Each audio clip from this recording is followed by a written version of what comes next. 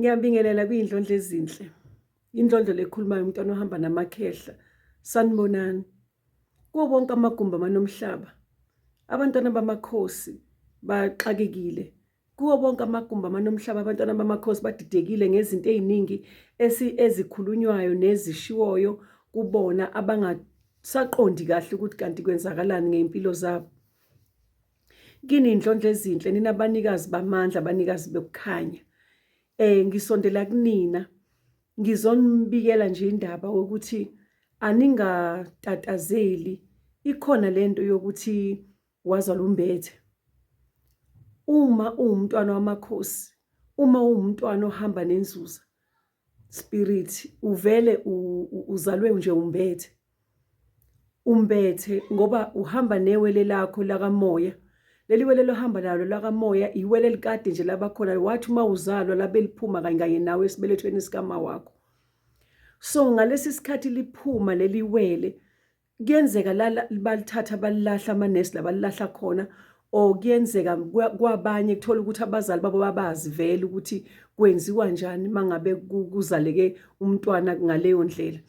Kodwa ke angikho lapho, ngisekuthenini wena mntwana ozalwe umbethe, umntwana wamakhosi, uzibona ngani ukuthi umntwana wamakhosi? Aningi amaphupho enginixoxele wona, iziningi igaba esengihambile nani nginikhombisa ukuthi uma ngabe uzalwa umbethe, uma ngabe ungumntwana wamakhosi, uma ngabe umntwana ohamba nenzuza spirit, uba njani, uphupha ini, wenza ini, seniyawazi lawo maphupho lawo. Sengisho ukuthi namhlanje ke ngizonitshela ukuthi uma ngabe uwazi ukuthi ungumntwana wamakhosi, vele uzalwe umbethe. Uma ngabe uzalwe umbethe, asikho isidingo sokuthi uthi wena uzolungisa umembatho wakho. Ungumntwana wamakhosi, ulikhosi kwawena, uzalwe umbethe, kusho kona ukuthi uyiwele. Iwele lakho yiwele lakamoya. Manje ke leli wele mawukhula liyakhula. Uma ngabe uneminyaka engangeyami njengamanje nelami iwele lingangami, uma lingana nawe nje. So uma ngabe sekufanele ukuthi ungule ingubo noma umbule ingubo, liyafika kuwe lizoyikhombisa, liyafika kuwe lizokutshela ukuthi manje sekuyisikhathi. Isikhathi ke sifika nini ke? Asiveli nayo ingelosi yakhe izokutshela ukuthi isikhathi sesifikile, ikebe ingazange iziphakame ekubeni uneyinkingo safanele kuyilungise, uthi wenzani isithunywa sakho asiphakami. Uma ngabe amaphupha wafiki, amaphupha waboni kahle, wacaca ukuthi athini, izinto zakho zisamile, even amathonga awukakazi nokuthi akhuluma kanjani nawe.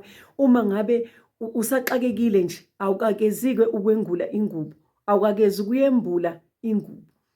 Ufanele ulinde mntanethonga, ulinde ukuthi isithunywa sakho siphakame, ulinde ukuthi isithunywa sakho sikwazi ukukhuluma nawe, ulinde ukuthi uyabona uma ngabe kuthiwa isithunywa sesiphakeme, sisuke sesikwazi ukukukhomba, sikuthume eindaweni ukuthi hamba lapha wenza ukuthi, hamba lapha wenza ukuthi. Isithunywa ke sakho leso mase siphakeme, siyakwazi ukufika kuwe sikutshela ukuthi ithonga lakho elusibani noma ugogo ubani wahamba emhlabeni enje mlungisele.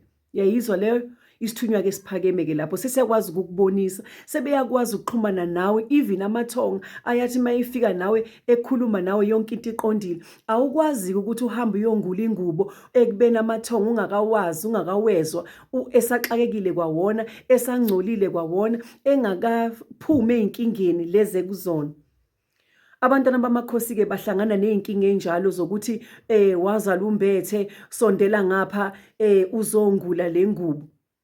Manje ke mangabe ukuthi ke uzalwa umbethe, yes uzalwa umbethe vele uqinisile umuntu ekutshela lokho, kodwa akekho umuntu namunye ofuneka akutshela ukuthi woza uzokwengula ingubo, akekho.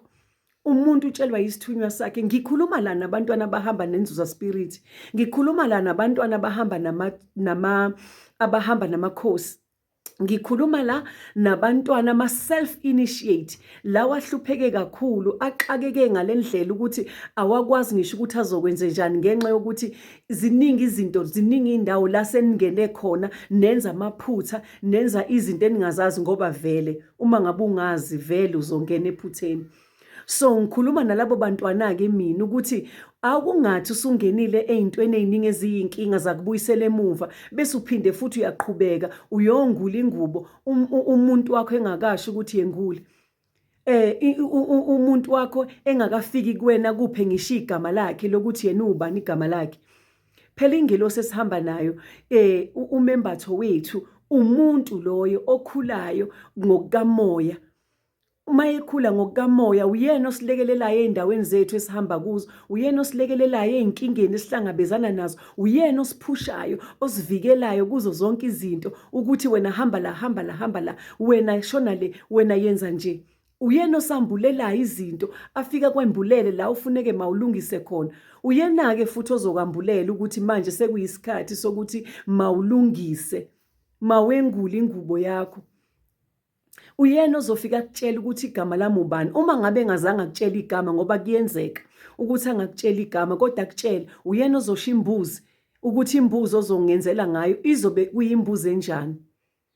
Uyayikhomba imbuzi azayilethe emaphusheni akubonisa ukuthi ufuna imbuzi enje ewumbala onje, akubonisa ukuthi ufuna imbuzi enjani. Ama-details uwathola kuya, wabuza umuntu futhi akekho ozokwazi ukuqhamuka akutshela ama-details ngoba uyena umnikazi wakho ukhona. Uma ngabe uzolinda-ke mntana ethonga uyengule ingubo mzukwana umnikazi wayesefuna ukuthi uyengule izinto zakho zizohamba kahle. Kodwa ma uyengule ingubo ungazange uzudirectwe umnikazi wakho uzozilandela iy'nkinga ngoba manje kuyinkinga. Inhlanhla yakho le, ikusasa lakho leli, indlela yakho enhle le eqondile. Uma ngabe uzothatha le kusasa lakho le nhlanhla yakho uthi mawuyolungiselwa umuntu kungakafiki isikhathi sokuthi uyilungise, awucabanga ukuthi uyifakela inkinga, uvele uyifakela inkinga, uzoba senkingeni ngoba umuntu wakho siyeza isikhathi sokuthi akutshele ukuthi ngicela wengule ingubo. Ungakujahi ukwengula ingubo. Ziningi iy'ngubo ey'khona, iy'ndlela ezimbatheka ngakhona.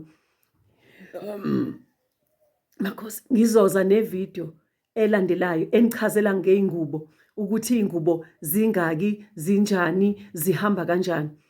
Engingakutshela kona namhlanje ngathi azisizona zonke izingubo ezingulwayo. Kukhona ingubo engangulwa, kukhona engulwayo. Kukhona ingubo engulwa ngamakhosi, afika amakhosi azoyengula yona, ayikhiphe yona, ayenze wona umsebenzi wayo, aphakama amakhosi afika azokwenzela umsebenzi. Ngaleso sikhathi usumncane, usungaka, awusenamzimba, uphelile emzimbeni kodwa uyaphila. Uhamba amanzi ngale ndlela ngoba leyo ngubo leyo ikhona ingubo eyengulwa ngokuthi wena uzohamba amanzi, ulokhu uhamba amanzi, uvuke kuthiwa shona le, uvuke kuthiwa woza ngapha, uvuke kuthiwa woza ngapha. Ingubo enjalo ihambe le ngubo yakho, amafutha akhona ahambe alokhu ehambe ephela ngoba mangabe sebefika bona sebethi qathatha, sebefikile bezoyengula le ngubo, bafike bayikhiphe nje kahle. Nayo ifuna ukuthi ulinde. Manje-ke mntana ethonga tshela mina, mangabe uhamba uyongula ingubo, uyayazi ingubo yakho ukuthi injani? Uyayazi yini ingubo yakho ukuthi le funa ungulwa na noma ile engafuna ungulwa? Linda isithunywa sakho sikhulume nawe. Into engizoyicela yiyo leyo namhlanje ukuthi awulindi isithunywa sakho sikutshela ukuthi ngula manje sekuyisikhathi sokwengula ingubo. Izokutshela ama-details, izokutshela ukuthi thatha wenzeni, izokutshela ukuthi mina ngifuna usebenzise ini nani. Iyona ekhulumayo ngoba ziningi izindlela ozothi wena mntwana wamathonga, wena mntwana wamakhosi usuyayengula le ngubo ungakazi lutho. Ngicela abantwana bamathonga silinde. Ngikhuluma ngengubo mina othi mangabe uyengula izinto zakho zivuleke. Uyabona le ngubo engithi mina ayengulwa, ingubo kusondela wona amakhosi, ikhona and uzoyizwela nawe ngawo amakhosi azokutshela, umnikazi wakho uzokutshela ukuthi nansi and uzoyibona ukuthi vele mina yami ingubi kanje. Asikho isidingo ukuthi utatazele. Futhi after lapho usulungisile ukwengula ingubo, kunemunye futhi umcimbi olandelayo abazokutshela ukuthi mawuwenze. Ilapho usukwazi ukuthi usuwamukela inhlanhla yakho. Manje-ke uzowenze njani-ke wena usuhambile wayongula ingubo ungazi ukuthi bekusho abengakasho ukuthi ingule? usufika usuyengula inguba, uwengulwa umuntu ongazi kahle ukuthi wenze njani, ufika lapho usuzophakamisa kanjani, uzoyihlangabeza kanjani inhlanhla yakho, nakhona uzotshelwa bathi ihlangabeze ngoba usuzenzele. Linda mntanethonga, yilokho nje engikulethile namhlanje. Nginithanda nonke emakhaya, nisale kahle.